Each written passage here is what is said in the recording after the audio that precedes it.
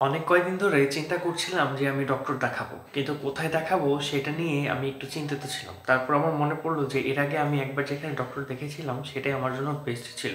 I mean Sushma Reza. আপনারা অনেকে এই ডক্টরটার নাম শুনছেন। উনি হচ্ছে স্কিনের জন্য অনেক ভালো।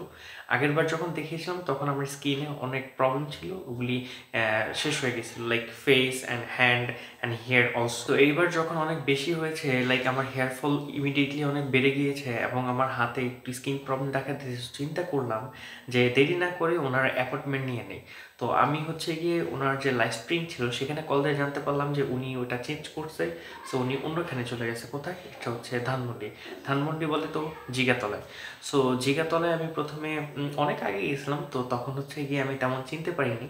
তো তারপরে অ্যাপয়েন্টমেন্ট নিয়ে ফেললাম অ্যান্ড দেন হচ্ছে গিয়ে একে জিগাতলায় চলে গেছি। Cause life is all about travel. তো সেটার লোকেশন আমি আপনাদেরকে পরে দিব না। যদি লাগে, ইফ ইন কেস যদি দরকার হয় তাহলে আমি দিব না।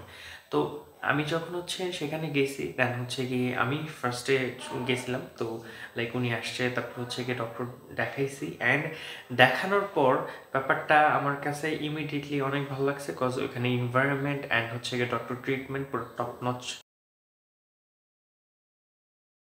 কিছু মেডিসিন দিছে আমাকে, যেগুলো হচ্ছে খুবই দরকার ছিল আমার হেয়ারের জন্য। ইভেন তো আমার স্কিন হাতের প্রবলেম, আপনারা মনে করেন যে শুধু আমার লাইক হেয়ার প্রবলেম রয়েছে, না, আমার হাতেও প্রবলেম। লাইক এই যে এরকম দেখা যাচ্ছে কিনা এরকম এরকম হয়ে যায়।